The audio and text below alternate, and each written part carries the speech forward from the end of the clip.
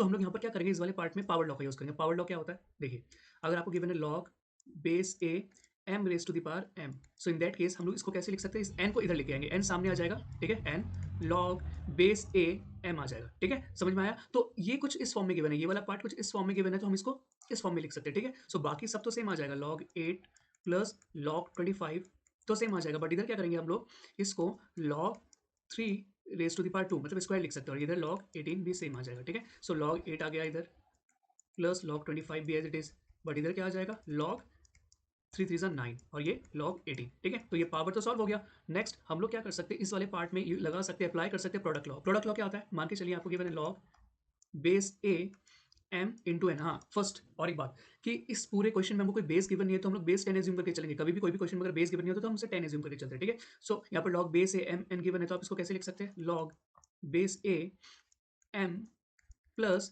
log base A N, यानी उसको split करके लिख सकते हैं, वो एडिशन में आ जाएगा, ठीक है। सो ये वाला जो पूरा पार्ट है ये इस फॉर्म में गिवन है, तो इसको हम लोग इस फॉर्म में लिखेंगे, राइट। सो कैसे लिखेंगे इसको, log तो एक ही आ जाएगा, और जितने भी नंबर्स है सब मल्टीप्लाई हो जाएंगे। तो नंबर्स क्या क्या है, 8 इंटू 25 इंटू 9, और साथ में क्या है log 18, ठीक है। सो अब ये वाला एक पार्ट हो गया लॉग का, और ये वाला एक पार्ट हो गया। सो इन इस पार्ट में, इस पूरे पोर्शन में अब हम लोग लगा सकते हैं क्वेश्चन लॉ। अब क्वेश्चन लॉ क्या होता है, मान के चलिए आपको गिवन है log बेस ए और वो गिवन है m बाय n, ठीक है।